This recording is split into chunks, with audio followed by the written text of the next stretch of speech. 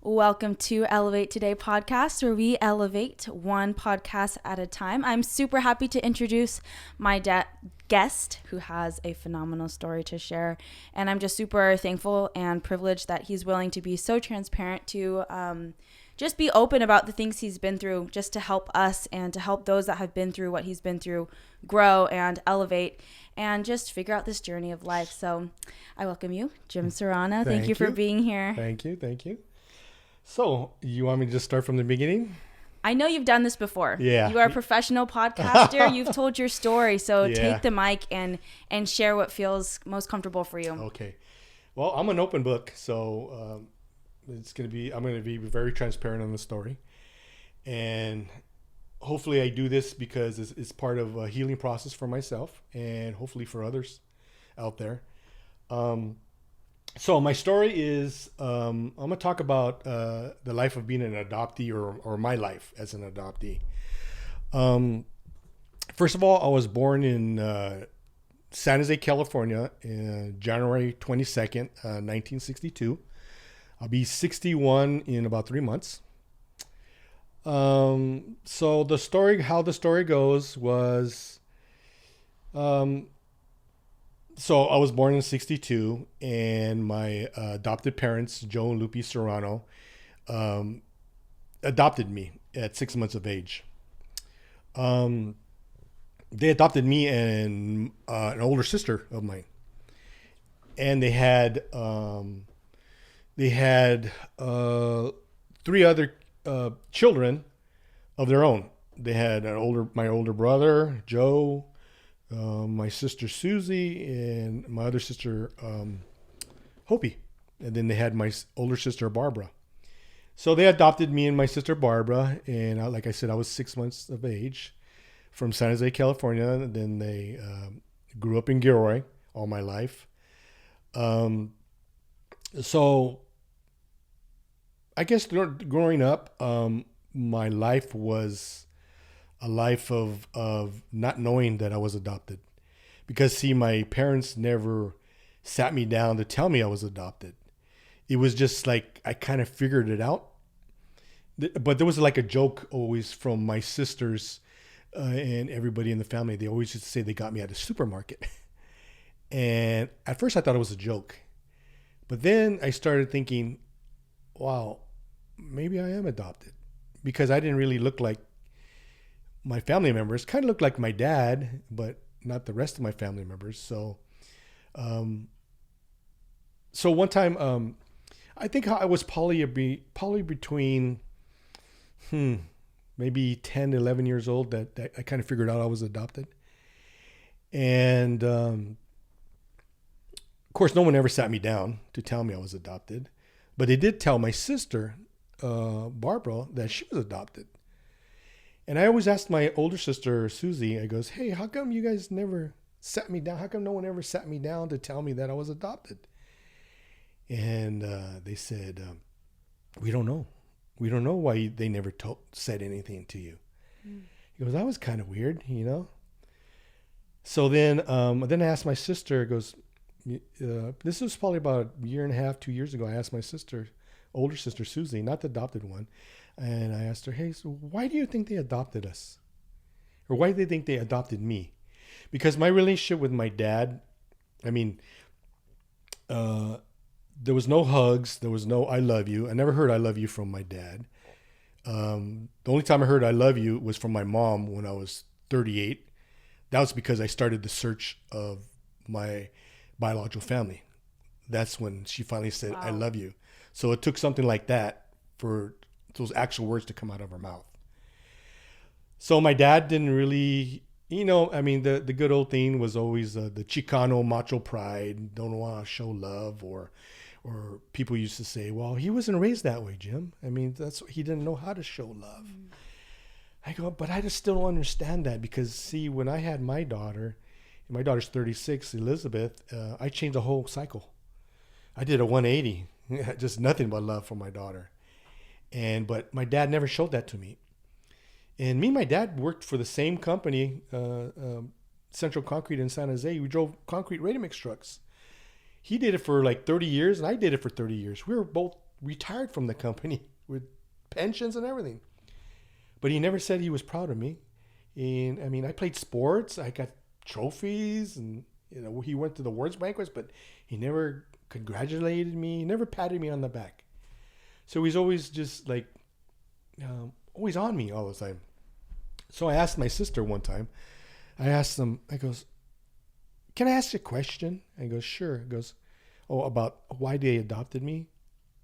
And I kind of figured it out because I was thinking in my mind. I go, maybe he resented me. And I asked my sister. My sister says, "Well, why do you say that, Jim?" She goes, "Well, they had a son. His name was Georgie, and he was like 2 years old, and he got sick and he passed away." So my sister told me that my mother that raised me, Lupe, that she was having like a mental breakdown from it. So I guess maybe to try to fill that hole in her heart that she had from losing her son, their son, Georgie, maybe that's why they adopted us, or adopted me, the boy. So I was on thinking, you think Dad resented me because I was replacing Georgie?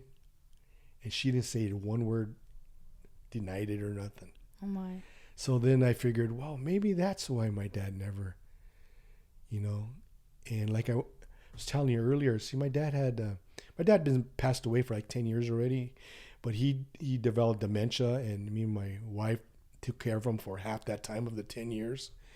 And it was, wow, I'm actually taking care of my father, the one that never showed me love, and I'm taking care of him. Yeah. So that was trying to kind of trip me out. And I was the adopted kid. It's like, it makes sense to me. But, the Lord puts us in situations that you don't understand, but you're going to learn from it. You're either going to get bitter or better. Yeah. And I've learned the bitter part sucks, It's just too much anger and stuff.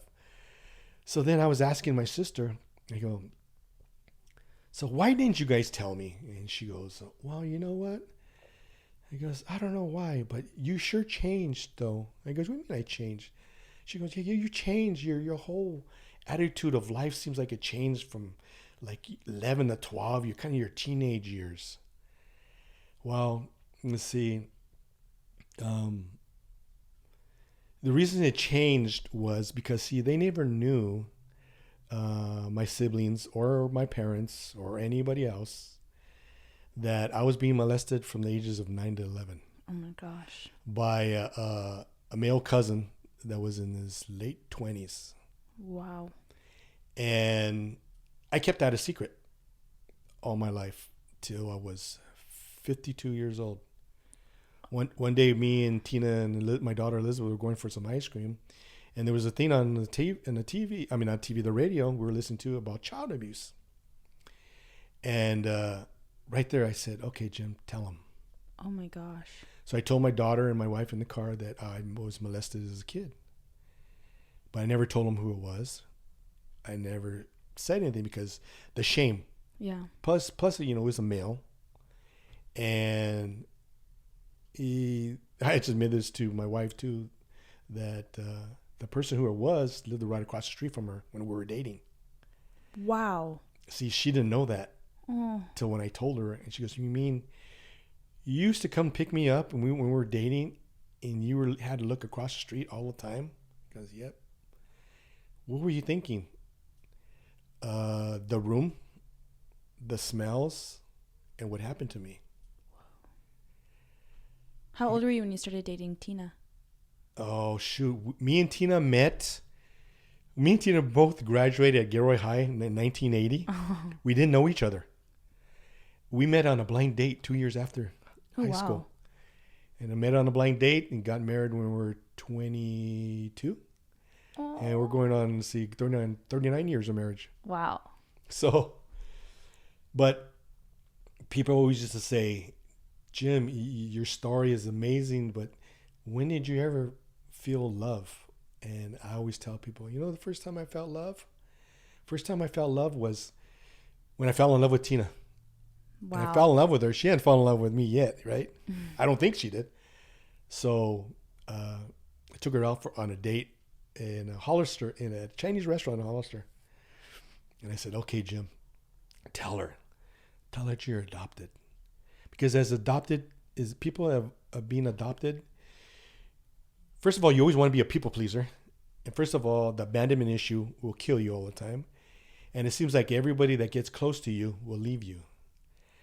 So I fell in love with her, and I was scared that if I told her that she would leave me because she'd think. See, this is with the trigger. Yeah. When it triggers, when Yeah. you tell your story, that she would think something was wrong with me and she would leave me. But she didn't. She just said, okay. So I was like, wow, she didn't leave me.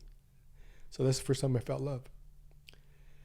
So my family didn't know about the molestation or any of that until I started doing the podcast and I started admitting in it. Did any of them ever come to me to ask me who it was? No, not one of them have ever come to me. Because they didn't want to face that reality? Maybe. I don't understand why. I'm sure my siblings have listened to my story because I've told it. This is probably my 10th time I've told it. I'm sure if they heard it, but no one's ever come to me to tell me who it was or what happened or we're sorry that happened. But I don't know. Maybe they're just scared. Maybe they don't want to know. I don't know. But you see how I mean that you feel like people love you, but then when they don't do something out of love, they don't reach out. Yeah. We're sorry that happened to you, Jim. See, because I never told them. The only way they're going to hear it is through the podcast. Dang. And to be honest with you, me telling my story, I've lost family members because of telling my story. Because I'm very transparent and I speak the truth. Because I'm 61 years old. I was putting in a facade. I was being an actor all my life. And I was just like, that's it. I'm not going to be an actor no more. Mm-hmm. I have to live my life for my healing processes, my therapy, and to help others. Mm-hmm. I'm not going to let my trauma go to waste. Yep. That's why I speak the truth all the time. And like I said, I tell my story all the time. And so that happened. So I was raised through my home and stuff like that, with no love or nothing like that. Till one day, this is when me and Tina were living in Los Baños, okay, mm-hmm. And we were there, and I was watching a program on TV. I think it was Oprah or something. We were talking about reuniting people, right? And they were talking. There was adoptees on there, and they were talking about how you could get your information, but it's called non-identity information. So if you're like, I was adopted through the county. So when I found that out, I thought about it, and my daughter was getting a little bit older. I'm thinking, I didn't want her growing up like I did, not knowing who you are, no medical background, and nothing. You don't know who you are. And I go, man, because one of the happiest days of my life was when my Elizabeth came into this world, because that's my blood. Mm-hmm. I finally have someone that has my blood. Dang. And so I said, I'm not going to let her go through what I went through all my life. So I said, okay, I think it's time to go search. So the hardest thing for me to do is probably reach out to my parents and tell them I was going to go search. Of course, right away they said, what are you doing? Trying to replace us? But they didn't understand. They don't understand that I was just trying to find out who I was, who I am. Of course, I remember my dad always saying, he goes, you're Jim Serrano. You're Jim Serrano. Dad, I'm not Jim Serrano. There's something out there for me. He goes, and then I remember him always telling me, he goes, are you ready to find out what's out there? I go, yeah, Dad, I'm ready. Can you just give me all of my records or paperwork that you guys have? So they said, okay. Wow.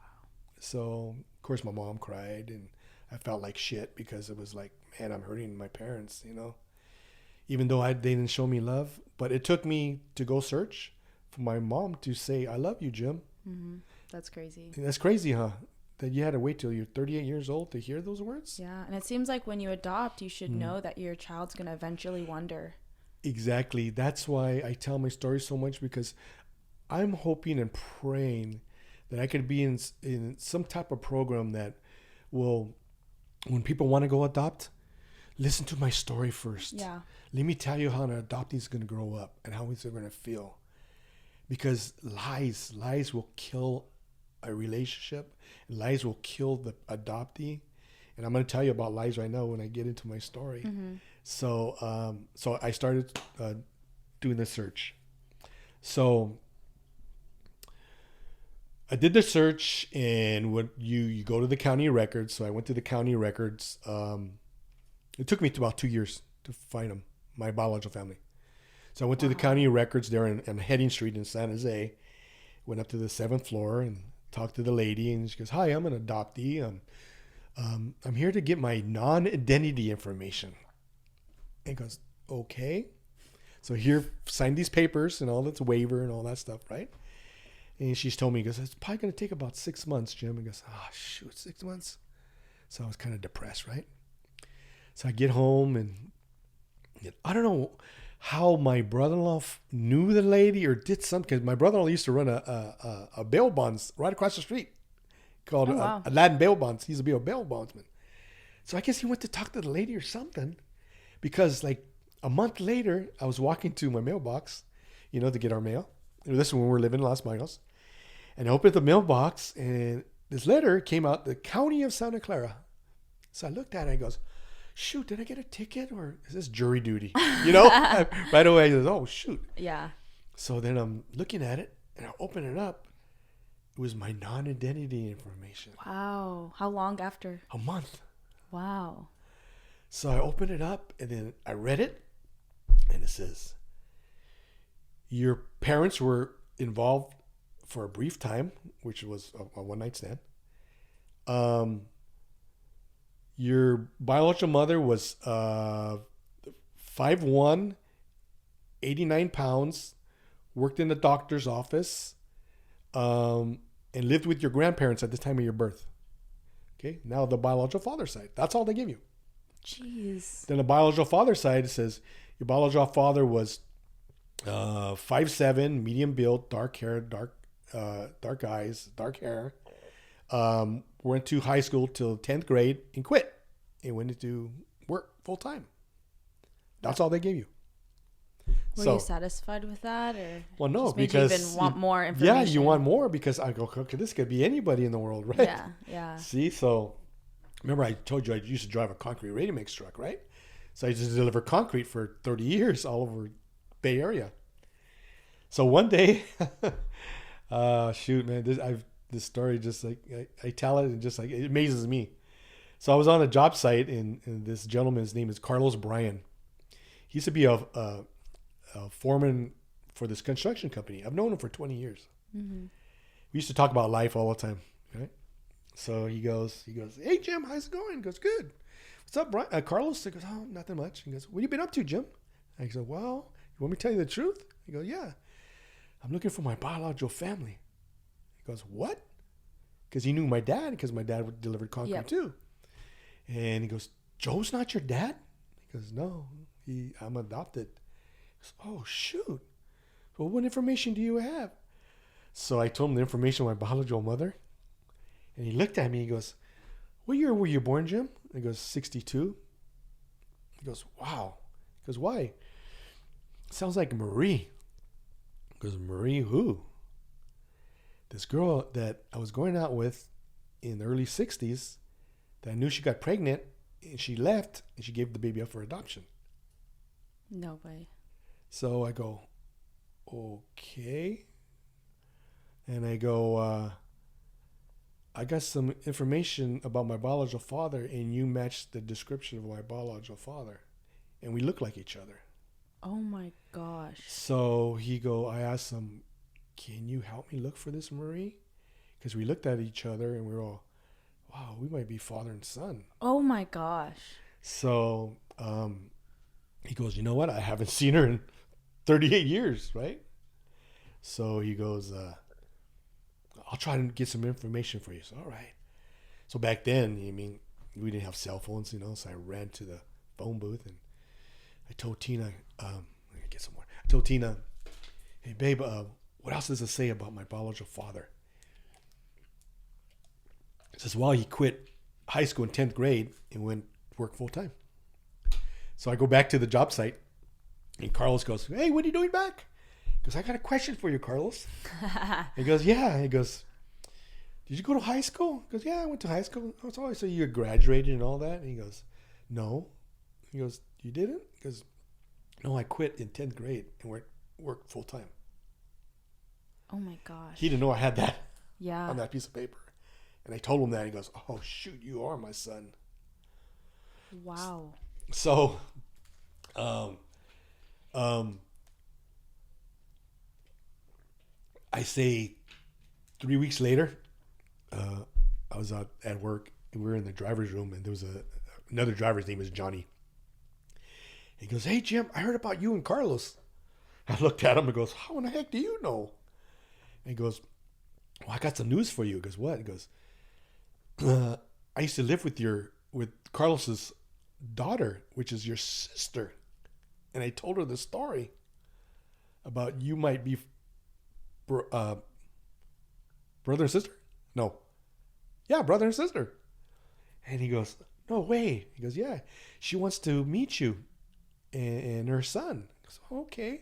So we used to have this May Day fair in Los Banos. It used to be a whole week fair. Oh, wow. So I invited her and her son to come spend the weekend with us. First, before that, we went out to lunch with them, with Johnny, to introduce ourselves. Because, we're brother and sister, right? Yeah. So me and Carlos went and did a blood test and all that. Uh-huh. So we're planning Christmas and holidays together and stuff like that. Aww. But see, I didn't tell my adopted parents. They know nothing about this because they didn't want to know anything about it. They were against it. They didn't want to know anything about my search. They never asked me about my search. Nothing. Wow. So they never knew. So we did the blood test, and about 7 weeks later, they got the results in the mail, and it was negative. Negative. They were not. He was not my dad.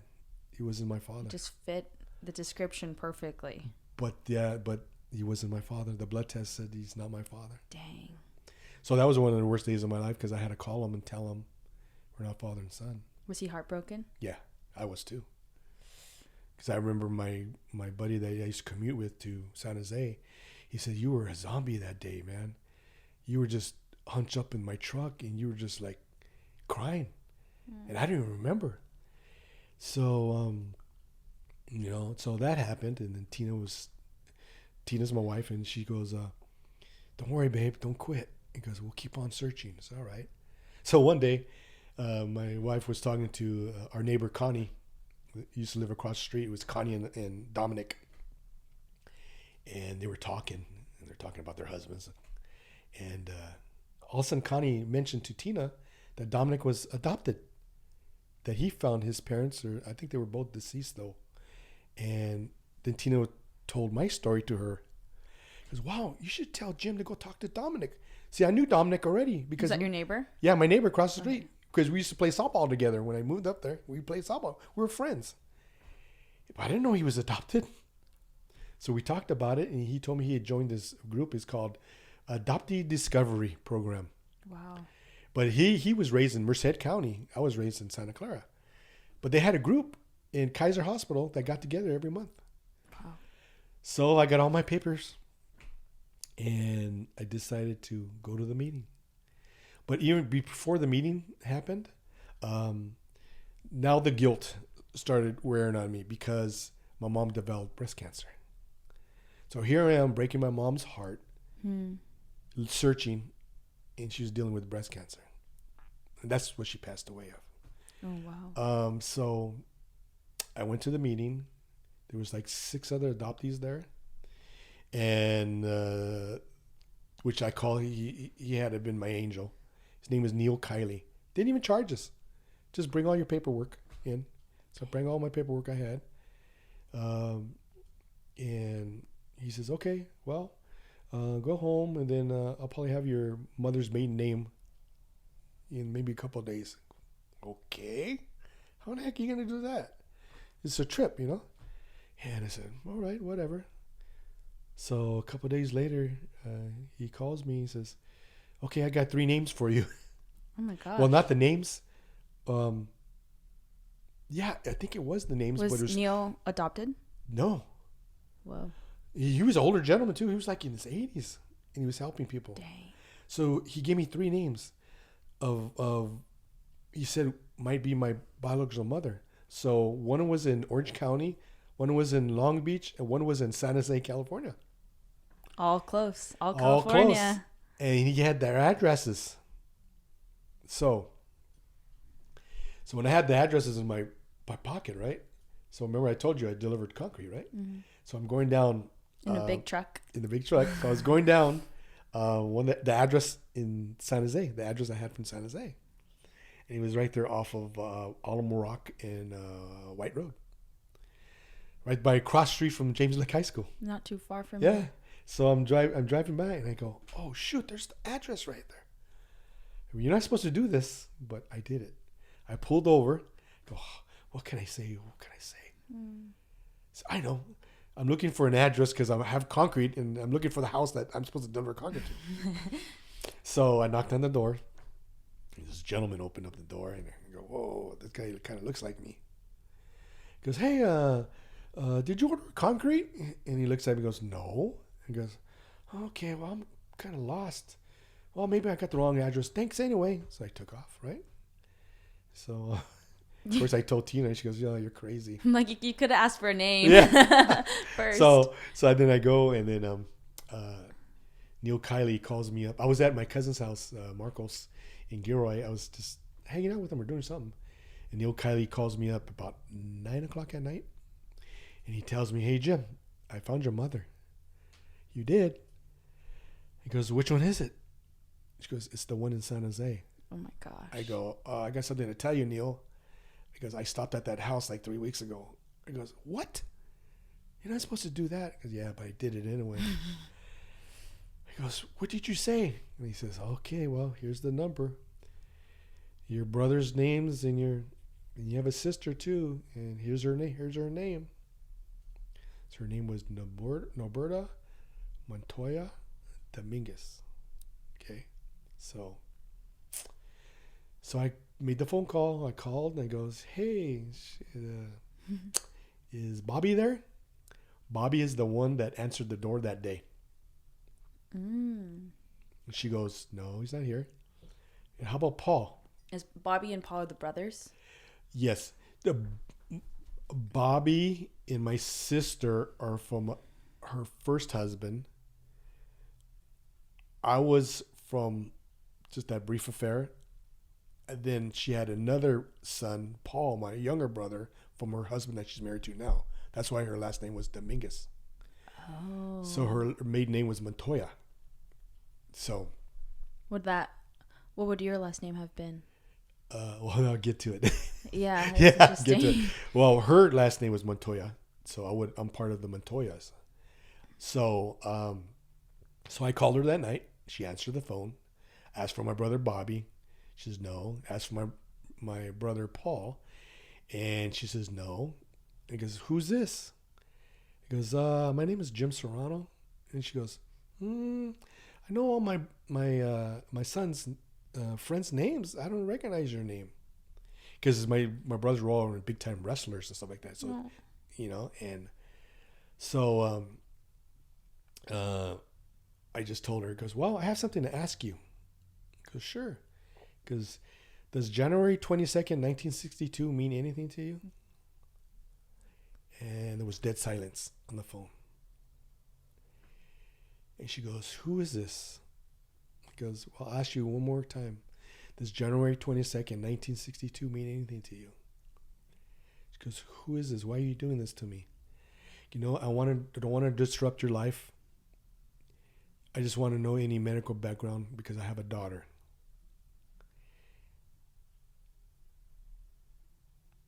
So she tells me, I can't really talk right now. Can we talk tomorrow? Because sure, we could talk tomorrow. Wow. So I hung up the phone and I was a nervous wreck. I was falling apart. So my in-laws picked me up from Gilroy and drove me home to Los Banos because I was a wreck. So I got home and me and Tina were talking about it and in bed, and the phone rang, and it was Norberta.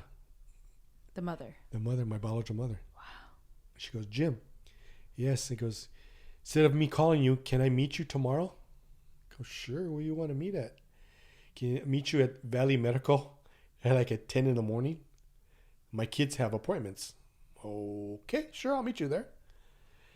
So I get there and I'm waiting, and then she described who she looked like and what car she was driving, and she had a bunch of little kids with her, right? So I got out of the parking lot and she came, walked to me and hugged me and cried in my arms and said that she was sorry for what she did. And I didn't have no emotions. If she was just a stranger, some lady hugging me. Yeah. It wasn't like the Hallmark movie and me crying and, oh, my mother, finally. Yeah. I didn't have, my heart was so, I had a very cold heart because of things that happened to me as a kid. See, so I didn't really have any emotions. I was more of angry, that it was all her fault that everything happened to me. Mm-hmm. So then she tells me, Jim, I have to tell you something. He goes, yeah. My husband and your siblings don't know anything about you. Mm. So she goes, now I have to go home and tell my husband that you exist. She had to tell my siblings I existed. Did that hurt you? Of course I did. Of course it did. So she called me up a day later, a couple of days later. She says, hey, my husband says it's not your fault for what happened to you. Because he wants you to come to the house and meet your brothers. Wow. I said, okay. So I went to the house a couple of days later and met my brothers. My sister Wanda, she was living in Montana with her husband, so I wasn't able to meet her yet.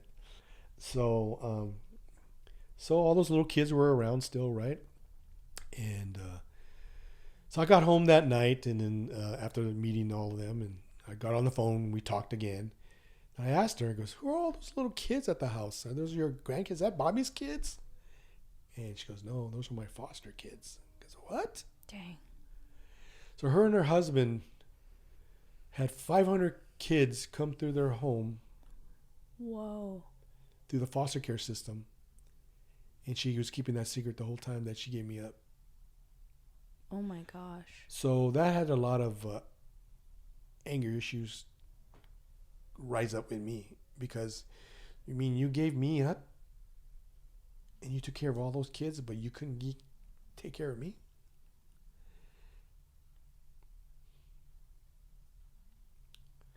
So after that happened,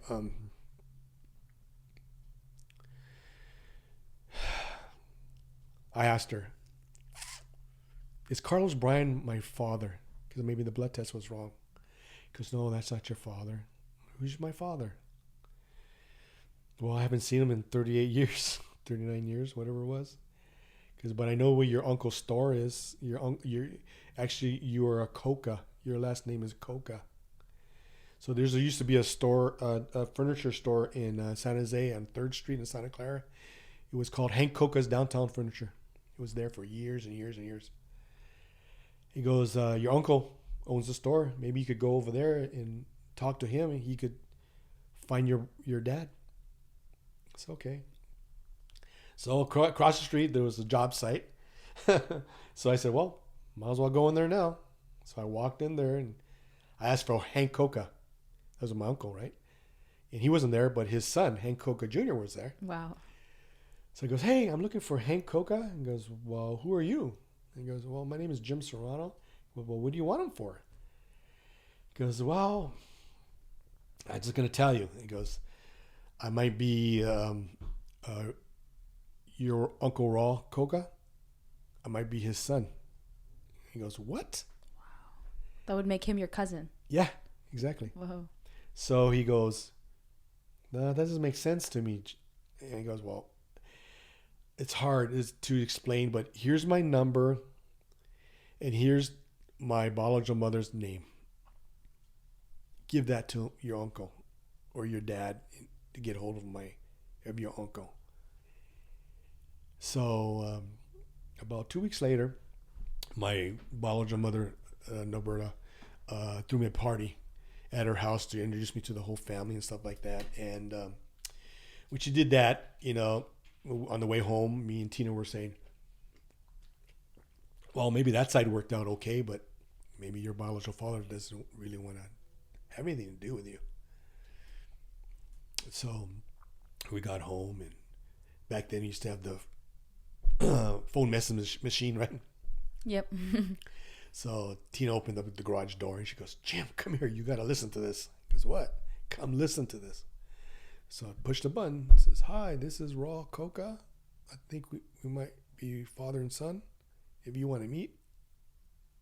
Just like that? Just like that. So I said, okay, because she said that was my father. So I met him at Original Joe's.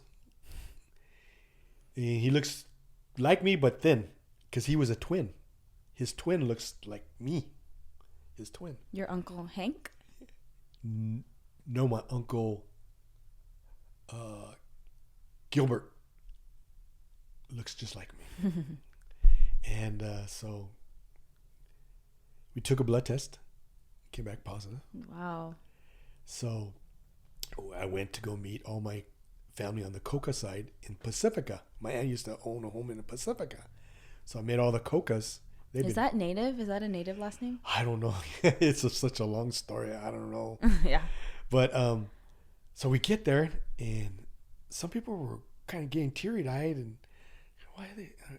Because they're so happy to see me. No, I guess my Uncle Gilbert had just passed away from cancer. So I look like him. Whoa. So it's kind of like, he's back or something. That's how I figured, because there was so much emotion. But talk about a loving family, very loving family. But so that happened. So all that happened. So then, of course, my mom and dad didn't want anything to do with it still, still didn't want anything to do with it. And all of a sudden, my biological mother decided she wants to throw me a surprise 39th birthday party here in Gilroy. And it was supposed to be a surprise, but someone blew it and told me about it. And I was a nervous wreck because I asked Tina, I goes, is my family coming? He goes, yeah. I goes, oh. My mom and dad are coming? He goes, yeah. I goes, oh, jeez. I know they don't want to be there. So, I just remember being nervous wreck for the first 2 weeks before the party came, and I get to the party, and right when I walk in the party, there's my biological mother, her husband, my mom and dad sitting on the same table. Wow. And I see nothing but anger in my dad's face. And I see nothing but misery and sadness in my mom's face. And I'm all shit. So I got there that day, and it was my birthday, right? Just got wasted. Just wasted. Took every shot from that bar, from all my buddies. There was a lot of people there. But because it was killed my pain. Because to be honest with you, because I started drinking when I was 10 years old. Wow. Because of the molestation and no love in the home. I started drinking when I was 10. 10 years old, I started drinking. That's insane. So I remember that night, my dad telling me, he was angry. He looked at me and goes, we're going to talk about this tomorrow morning. At 39? Yeah, chewing me out because of the party and them. Of them sitting together, whatever. I said, oh, shoot. So the next day, I was in my house in Los Baños. I was thinking about it the whole time, dreading the phone call. And all of a sudden, I felt my heart was coming out of my chest. I couldn't breathe. So I went down on the ground and I yelled for Tina. I go, babe, call an ambulance. He goes, what's wrong? I goes, I don't know. I can't, my heart feels like it's come out of my chest. So the ambulance came, got me. They thought I had a heart attack. Threw me in ICU. And this is the trippy part. So I'm in ICU. Here comes my biological mother to come visit me in the room. And then 5 minutes later, here comes my adopted parents in the room, just looking at me. And they're not saying a word to each other in the room. And I'm sitting there, they're just looking at me. I'm asking, Lord, man, if you could do it now, just kill me now. People don't understand because, see, that's another part of my story. See, we're celebrating. Well, it's not a celebration; it's a remembrance. October 30th is a remembrance of adoptees that have taken their lives, because the rate is 4 times higher than a normal person that you commit suicide. See, through my teenage years, I already had it planned that how I was going to kill my molester, but how I was going to put myself out too. This was when I was 16 years old. Oh my God. I had 2 different ways how I was going to kill my molester, but I had one way how I was going to take myself out. See, I live with that. I still think about it today, and I think, God, how screwed up of a mind I had back then when I was a kid. I could actually kill somebody and kill myself. So I thought about that, and I go, it's just amazing. And I'm sitting in that hospital room. I go, damn, if I would have had a gun right there, I would have just blew myself away. Here, this is what you guys get. You guys care about me? Here, I'll blow myself away right here in front of all you guys. So I was in the ICU for like 3 days, and then the doctor says, we don't understand it. Your tests are clear now. So he goes, he knew my story and all that, because I need you to go see a therapist, Jim. So, all right. So I went to go see a therapist. And what's the first thing the therapist does? Prescribe me Paxil, antidepressants. That's messed up. Yeah. So I was home for like 4 or 5 months, just like a baby, because I couldn't do life. But I was on Paxil. Because the medication? Yeah, because the medication. And just me, I was curled up like a baby. Wow. Because of all the stress of being adopted and the molestation, everything was piling up. And then one day I went back to work, and then one day a gentleman, his name was Isaac Dominguez, he used to own a concrete pumping company, and I told him my story, and he goes, hey, why don't you come to church with me? Because I'm not into the church stuff, you know. And then he goes, yeah, we have service on Friday nights at 7 o'clock. Come. All right, maybe.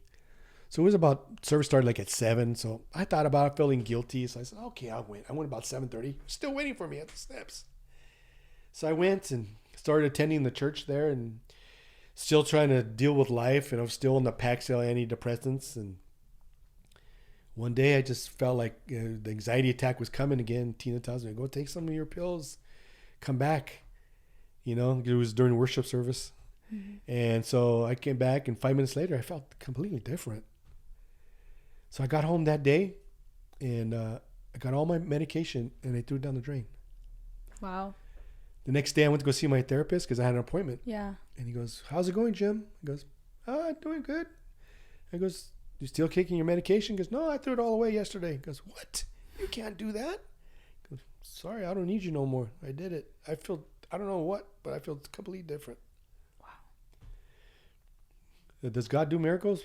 Well, yeah, he rescued me from my being an alcoholic, and I'm still sober after 22 years. Celebrating my sobriety January 22nd. Wow! And so he took that away from me, and I'm thinking, okay, so now what's next? So I got away from the alcohol and everything, and just been living life.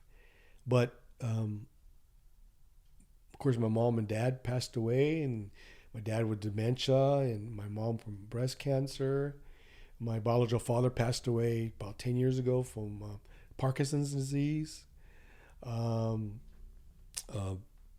biological mother just passed away 7 months ago. Wow. So that's the one thing that I was thinking about today. Hey, I'm doing a podcast again, but this is the first time I'm doing a podcast when nobody's around no more. Oh my God. Everybody's gone. Because I used to worry about all the time telling a story about hurting somebody's feelings by speaking the truth. Because I've lost family members because of telling my story, because they always wanted to live the fantasy world that everything was perfect. But it wasn't, because they didn't live my life. They didn't hear my story. And when nobody comes to you and tells you we're sorry that happened to you as a kid. How do you feel? Wow, did they really love me? Not even to ask me how I'm doing. So, but my relationship with my biological mother was a up and down. It was because we butted heads a lot. But you know what? She's gone now. We can't do nothing about it. I just got to keep on pushing and telling my story, and hopefully it helps others to realize that, yeah, you're adopted. You might have trauma in your life, but you could get through it. You could get through it, because I did. I mean, people always tell me, you're a strong guy, Jim. Because, dude, you haven't seen me when I break. Because when I break, I break. I mean, there's a favorite line in the movie that my favorite movie is called Antoine Fisher. And the favorite line is I'm still standing, I'm still strong. And he tells that to his foster mother that used to molest him. No, beat him. And the daughter used to molest him as a kid. Remember that scene? Yeah, see, so that tore me up. Yeah. And I got that line tattooed on my leg. And that's the reason every tattoo I have, it has a story behind my adoption. And so, like I was telling you, I told my wife and daughter that I was molested at 52 years of age on the way to get some ice cream. Dang. Because of all the trauma and all the shame. It was a male, and I couldn't tell anybody because I knew nobody would believe me. Yeah. And then me finally a year ago telling my wife, because I was watching Antoine Fisher on a break at a job site, and I just started bawling like a baby. And it was like, Jim, tell somebody. It's part of your healing. So I called up Tina and I told her, babe, this is who it was that molested me. And it was the person lived right across the street from where she used to live. When we were dating, I used to go pick her up for 2 years before we got married. And the house was right across the street. And she goes, oh my God, babe, I'm sorry. What did you think? Well, every time I looked at that house, I looked at the room, I remember everything like it was yesterday. Smells, sights, would trigger. But by telling my story, I'm helping other men through this sexual abuse or being adopted, because a lot of my friends didn't really know my story till they started hearing my podcast. And some of my buddies would come to me saying what happened to them as kids. And we're men.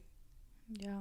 I mean, we just have to let that stupid macho pride down, even though it sucks that it was another male. I mean, I look at it now and go, how can a male do that to a kid? It's the most evil thing in the world. Yeah, and I look at it, and I remember watching a podcast with Kevin the assassin Ross. He's a Muay Thai fighter. Did you? On Joe Rogan. You had me watch this, remember? Yes. Wow, that and one he was admitted, crazy. he talked about his sexual abuse. Yeah. And he said the same thing. How can a man do that to a little kid? And then Tina, the other day, she was watching. She's a school teacher at Oakwood here in Morgan Hill, and she had to do this assignment on sexual abuse and stuff like that. And I seen her and she was crying. I go, what's wrong, babe? Because I'm doing this study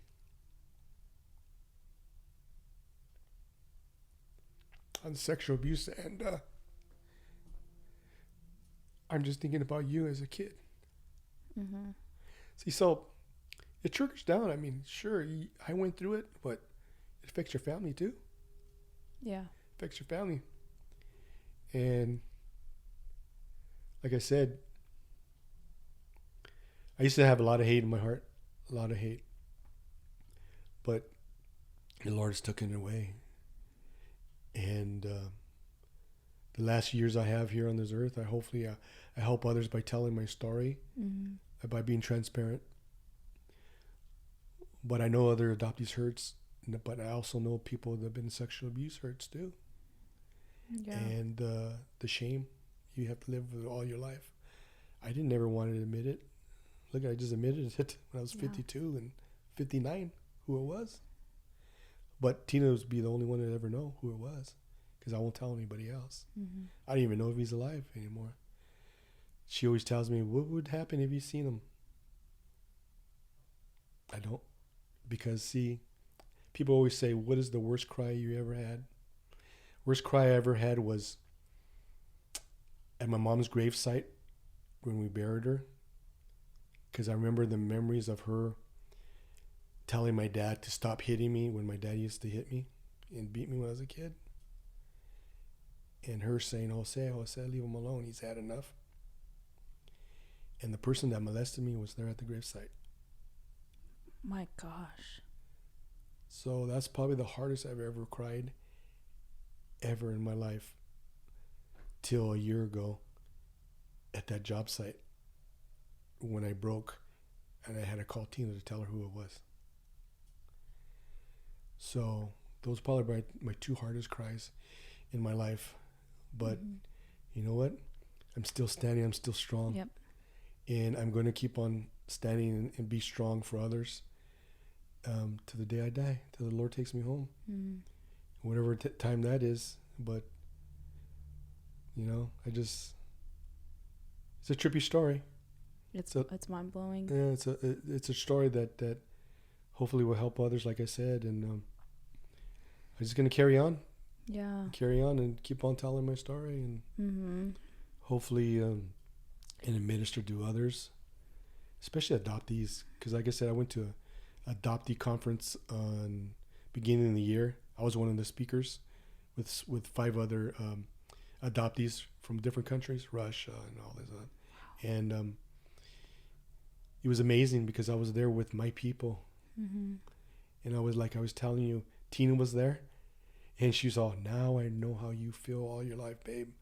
Because she was the only non-adoptee. Now I know how you feel. And I felt home. Now we had a conversation. I got to go traveling. I got to go visit all my adoptee friends I've known for the last 3 years. Because I feel like adoptee is always trying to go get home. It's kind of weird to say. You always want to get home. You're never home. But when I was with all those adoptees that day, I was home. I felt what home was about.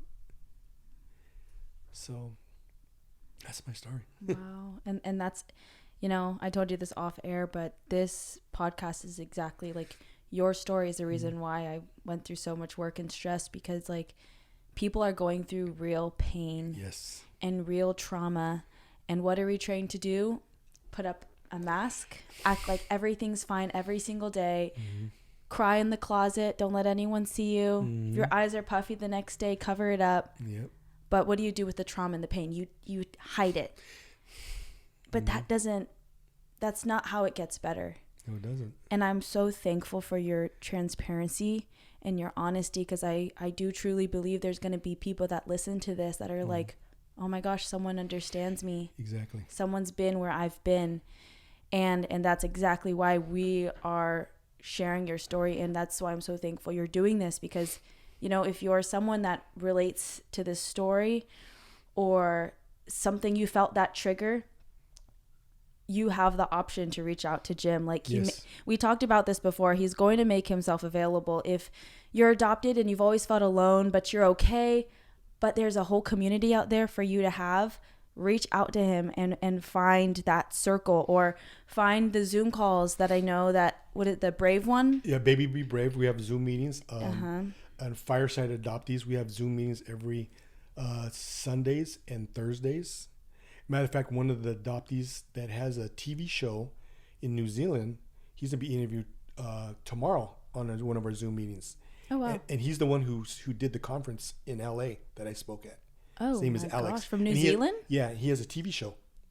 That's amazing. It's called Reunited. So I'll share some of the reshare episodes. it. And just whatever my circle that's interested can, find it. And then the other one that's, I have a really burning heart for, because it's just, my heart is so broken for this, but those that have been molested as children, those that had their innocence taken from them, from the most evil kind of people out there. Like, I can't understand the healing that takes place, because it seems like it's a never ending journey of healing. It is. And like there can be miracles, there can be unique types of trauma, but know that there is more healing to be had. There is people that you can confide in. Like, you know, that's what I want this podcast to be about, is to talk about real heavy things and giving you a path and a journey on a way to heal and get better. Yes. And so like I can give you Jim. I can say, hey, he's a man that can talk to you through what you've been through. He understands. I can't understand. Yep. But, you know, nothing breaks my heart more than people that have been molested and in that situation. But there is healing. Yes, and you know, the fact that you are in a place where you can tell your story. You're at a place where you're helping others now. That just goes to show how far you've come and are continuing to go. And like, I just want people to have that hope. Yes. That there is better. There is a healthy way to heal. There is overcoming your trauma and your pain to be able to stand in the place where you can help others, because that's what people need. And that's why I'm so thankful that you do what you do. So like, thank you so much for sharing your story. Thank you. Because it blew my mind when I heard your you heard your story. Like the first time I met you at my house, I was like, wow, this guy, he radiates a lot of joy. Like there's something, you know, something about him. And then when I found out you're a person of faith, I was like, okay, that's what it was. But then when I found out your story, I'm like, oh, he's been through it. He's grateful for what he has now. He's like a different perspective on life. And, you know, I'm thankful to know you. Everyone that knows you has only amazing things to say about you. And it's just cool to see, like, you know, being part of the gym community and seeing how you've gotten out of something so painful and broken, and you're helping people, and you found your family, and you're continuing to grow with your whole adopted family. And so, like, you know, that's the goal. Sure. I mean, I named when I first wrote the story down, me and Elizabeth wrote it down, I stole it from a book cover. Michael Reagan, he was adopted, Ronald Reagan's son. Oh, interesting. And the title of the book was Twice Adopted. So you're adopted once, right? Then you come to God's family, Ephesians 1:5. You know, he's your Abba Father. You're in God's family. So that's why twice adopted. I have that tattooed on my leg too. Dang. See, so like I said, every ink I got is for a reason. Is a story behind it. It's a conversations piece. Like you have one that says, it doesn't say aloha. It says mahalo. Ohana. And then it has 11/26/15. Yeah. And I remember we were drilling at Ant Dogs, and I was like, Jim, my birthday's on your leg. Why? And you were in a vacation, right? Yeah. No, some people go like this. Does that say Obama? Because no. This is no. It doesn't say no. Obama. No. It says Ohana and a date where you're with your family. Yeah, exactly. In Hawaii. Yeah, because family is like something you always want, right? Like I always say, because one of the most important days of my life was when Elizabeth was born. That was my blood. Finally, I have someone that's my blood. You know, so, but that's my story, and hopefully it helps others. You know? And you know what? Like, I'm so thankful we can just have your story out here. After listening to it and having different conversations with others about it, I'm sure we'll have a part 2, just like these follow-up specific questions, because even I have my own, but I want to, you know, really space it out and even give you time to prepare for those questions and even give other people the chance to pick a brain of an adoptee or someone who's been through what you've been through and just continue this conversation of healing, because that's what it is. That's my dream. That's my dream, that people will reach out and ask me questions. And as an adoptee, or people that, remember I told you my dream would be helping people that want to go adopt and go, come talk to me first. Please just come talk to me. Let me tell you how your adopted son or daughter is going to feel growing up. And but be truthful. Yeah. See, my family was never truthful with me. I mean, even when I found my biological mother, I mean, she made me a secret for 38 years. What if she would have died? She would have died with that secret. No one ever knew I would existed. See, so you go, why do you know, people always say, why me, God? And he probably looks at you and says, why not? Who are you? Right? Why not you? Yeah. It's for me, for you to learn. And I've learned. Yeah. God's using you so much. Yeah. And that'll be the title of the next one. Okay. How to prepare for adopting. Yes, that'd be perfect. And we'll be prepared for that one just after getting this one out there, having more conversations, and then you'll be doing your podcasts and conferences until then. But thank you so much for this. I really loved this conversation, and I'm always thankful when you get to be so transparent and I get to hear your story. So good. Thank you very much. Thank you so much. All right. Thanks, guys, for listening.